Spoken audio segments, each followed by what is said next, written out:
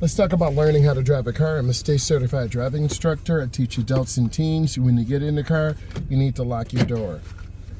Next, I need you to put on your seatbelt so you don't get thrown out.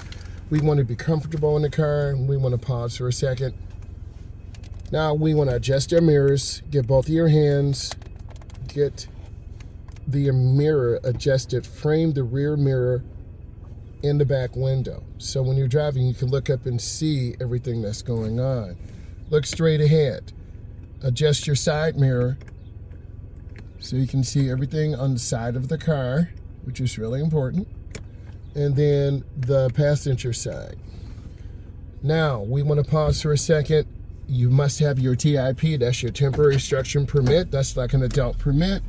We want to look over our shoulder and gently push the gas.